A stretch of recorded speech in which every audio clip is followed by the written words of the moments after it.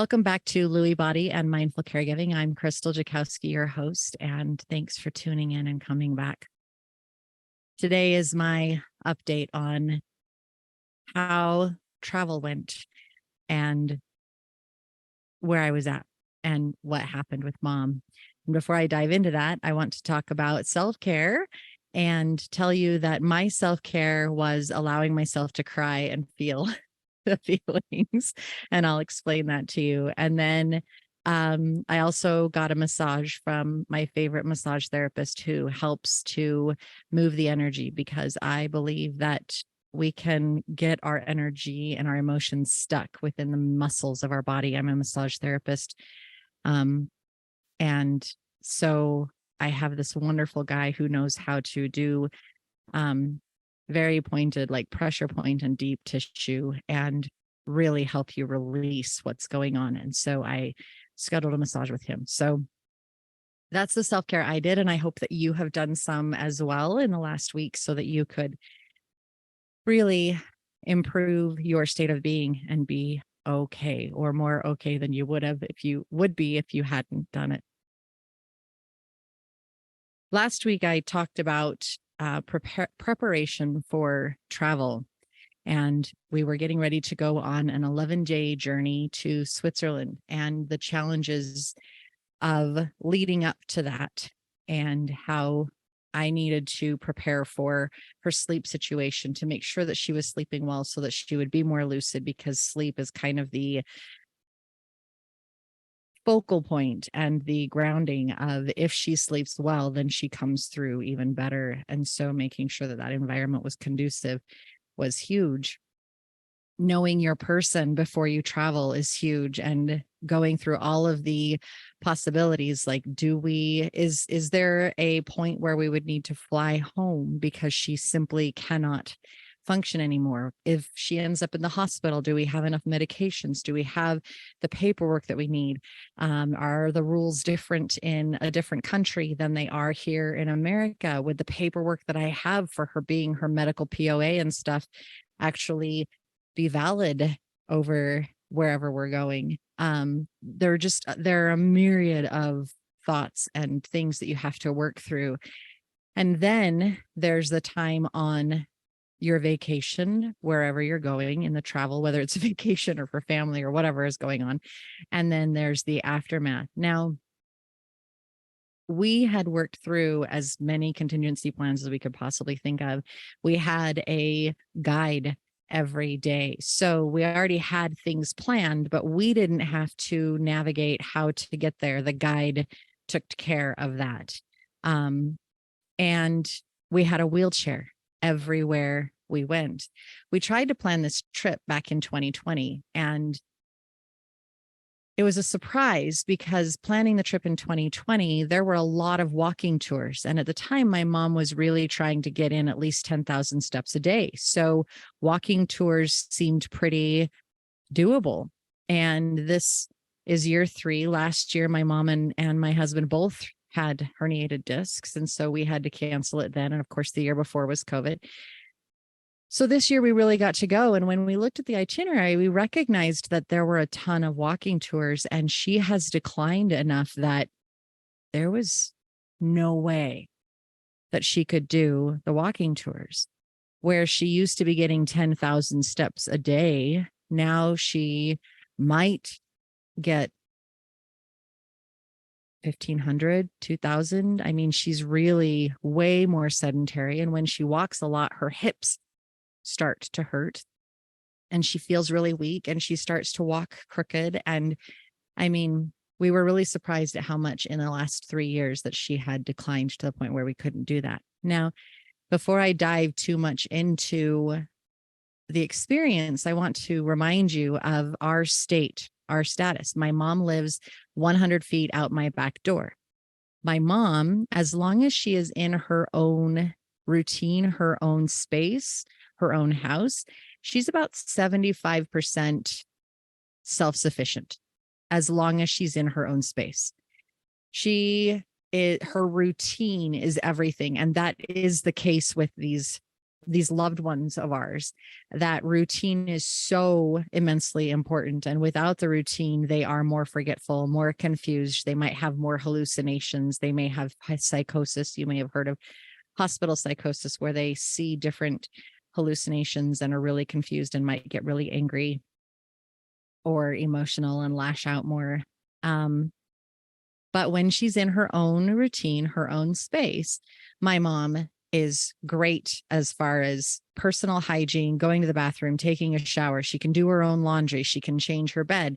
She can get her own food, meaning she can heat it up or grab something out of the fridge, or little snacks and whatnot. She answers her own emails, and she can order food from Instacart. She's fairly self-sufficient in that way.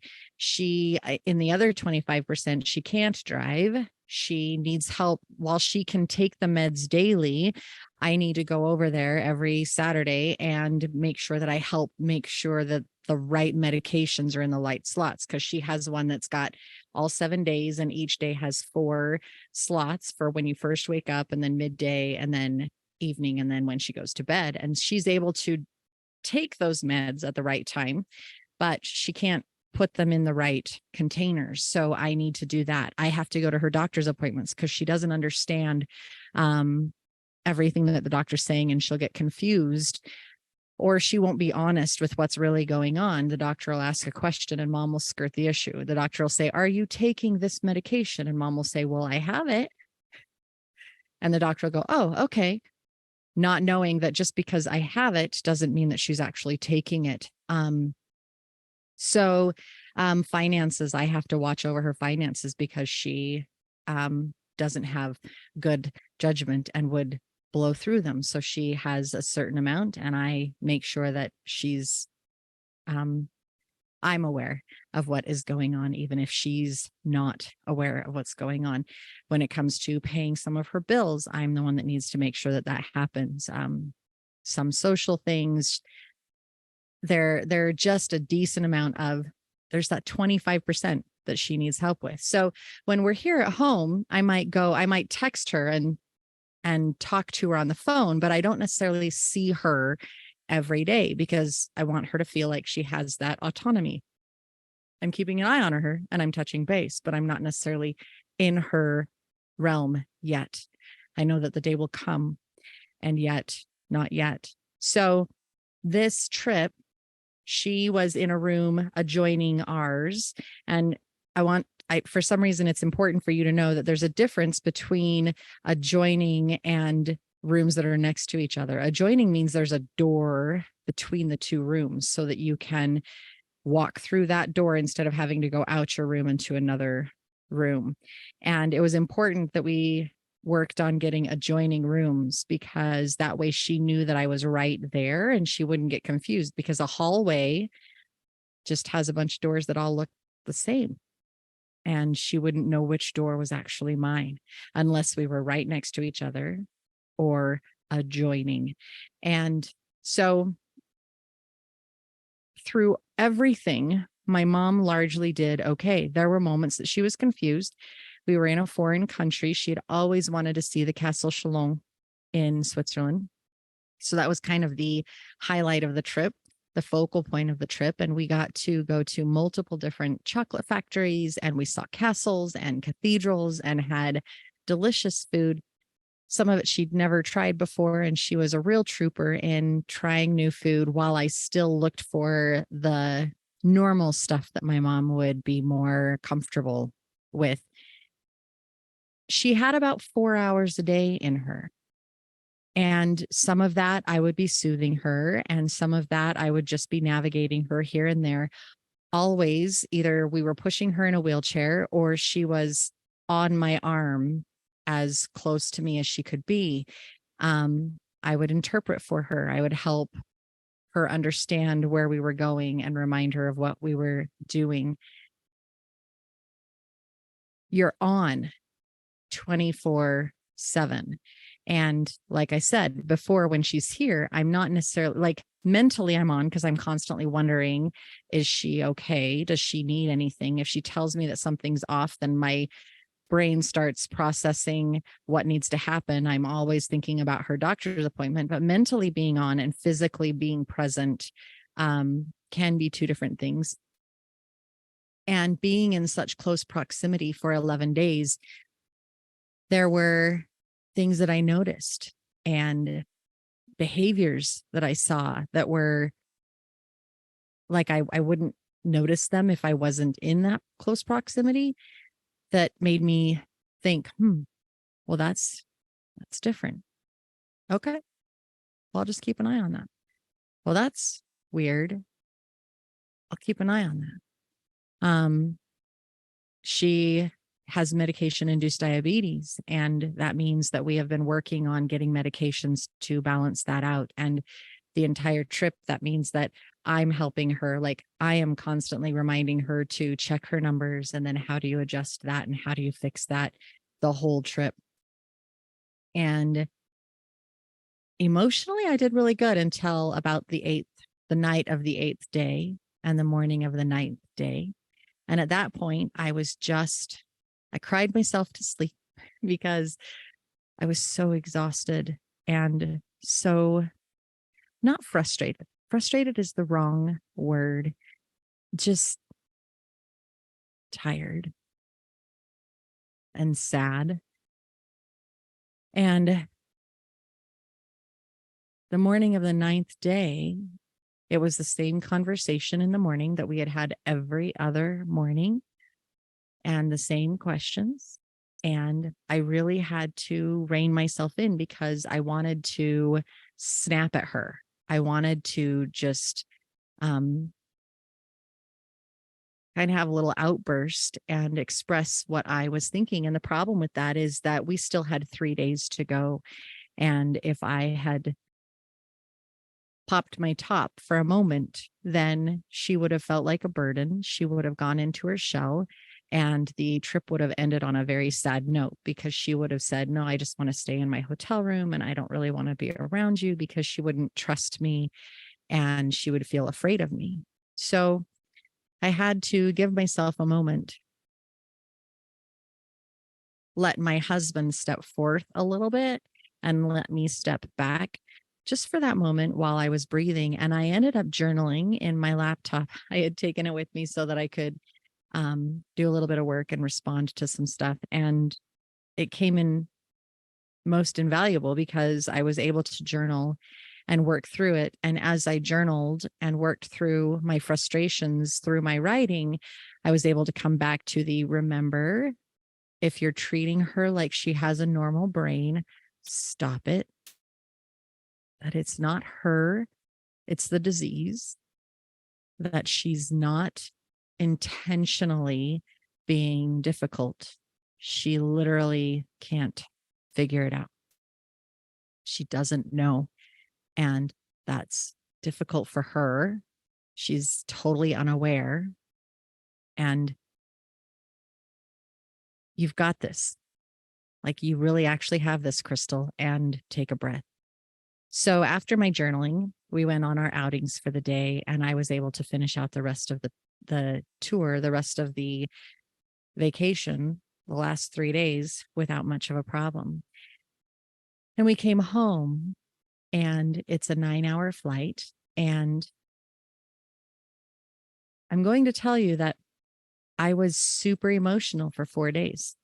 I was tired and irritable and frustrated. And it was the emotional letdown from having been on for so long. It was me mourning the loss of my ignorance, meaning that those things that I noticed while we were on vacation, they can't be unseen. And so unknown. So you know that she's declining, and you know that this really is real, and you can't pretend anymore. One of the sad things is that, yes, she lives 100 feet out my back door, but the fact that I give myself a little bit of space and give myself a little bit of a break means that on occasion I can pretend like that's not happening. Pretend like she's not failing and declining. And when you see it 24/7. It's like, no, no, no. This is reality. So stop deluding yourself, stop lying to yourself. And sometimes it's ignorance is bliss, and it's nice to pretend like it's not that big of a deal, because that way you can breathe a little easier. And so I needed to cry, I needed to mourn, I needed to process, but that also meant, like, I was helping her with her diabetes while we were on this trip. And when we came home, I wasn't I'm not willing to be there 24, like, I'm not willing to go out there right now. I don't have the ability to go out and be there for every single meal and make sure that she's not sneaking the sweet treats, and make sure that she's not um eating in a way that I don't agree with, eating in a way that is not going to support healthy with the diabetes. And so I had to really mourn and allow myself to be angry with the fact that this is a treatable disease, and yet it's not working. I have to allow her to make those choices, and her taste buds are failing. And the last taste bud to go is sweets. And when you have diabetes, that makes it a challenge. And while I might be able to have a conversation with her, that doesn't mean she'll remember the conversation later, the next day, a week down the road. It just means that she, I have to let her eat and exist the way she wants to. She's dying. So do I want to force her to eat healthy stuff that she doesn't really like, or do I want to allow her to eat the things that bring her joy? And I know that there's a balance somewhere in there, and I will work on that. But for the last 3 days, I've been working through my emotions. 4 days, I've been working through my emotions on how that looks and how that feels. And maybe I did a disservice by not coming and podcasting while I was in those depths of despair and upset and emotional turmoil. And yet I don't think that this podcast would have been as coherent and fluid had I come to you in the throes of my upset. Instead, I reached out to my support and sought out advice and worked through it that way, so that I could come to you objectively today and help you understand where I was at. Now, before going on vacation, my digestion was way off. My intestines were really pissed off. I was gassy and bloated, and maybe TMI, but that's the way it was. And I was dealing with symptoms of an ulcer, and I wasn't sleeping very well, and I was super stressed out. The physical manifestations of the stress that I kept saying, no, it's okay, I've made my contingency plans, I'm okay. Even though I wanted to believe that the stress wasn't there, the physical manifestations were absolutely there. Post the trip, I'm very grateful that it went so well.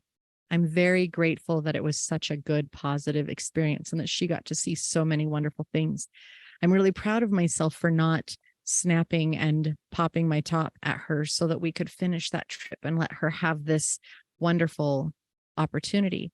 While we were gone, I took little videos and snippets and sent them to my siblings so that they could see what we were doing and they could see how she was doing. And in the same aspect, I took lots of pictures so that I can put them on her little frame, that her aura frame, and then she can see them and remember the great time that we had while we were gone.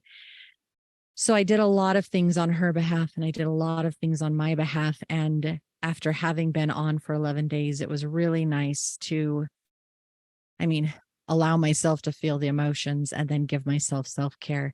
And the beautiful thing is that now my brother comes into town, and I will have the additional opportunity to breathe, to let them give her extra love and support, which lets me step back and do even more self-care, and maybe catch up on some of the things that I haven't been doing because I didn't have the bandwidth. So,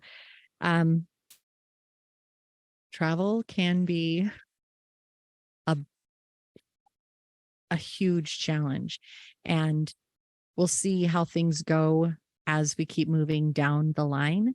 She has siblings in Utah, and they get together twice a year for sibling birthdays, which means that I will be going to Utah twice a year so that I can chaperone her as she travels, because she can't travel alone.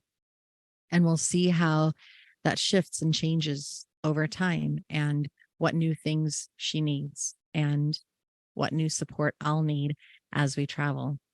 So I think that's all I have to say for today. I think that my tips and highlights are if you're treating them like they have a normal brain, stop it.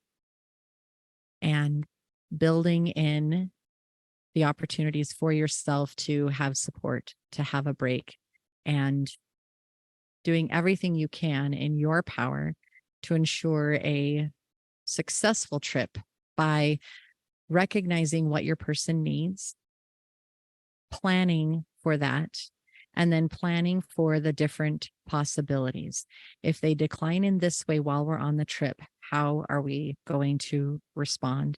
If they decline this far, how are we going to respond? If they really go off the deep end, how will we respond, and what will we do? Who can we pull in? What support systems can we give ourselves and them while we're on this trip?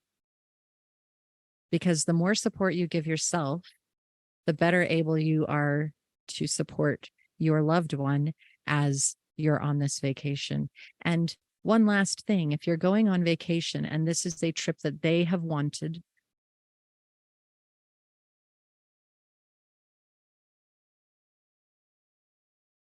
I went into this trip knowing that it was a trip for her, not a trip for me. So doing so meant that if there was something, that there was never something that I really, really, really wanted to see and had to miss out on because she was unable to go. There was no way I could leave her alone in the hotel room because she could get scared and confused and upset. So I needed to keep in mind that this was a trip for her, and that while there might be some things that I would like to see, I needed to be mentally okay with the idea that I wouldn't get to see them, because this is about them and their safety and their health more than it is about you and what you want. I hope you have a fabulous week. Thank you for listening. And I pray that you have some fantastic health or self-care to report on as you continue moving forward. Until next time.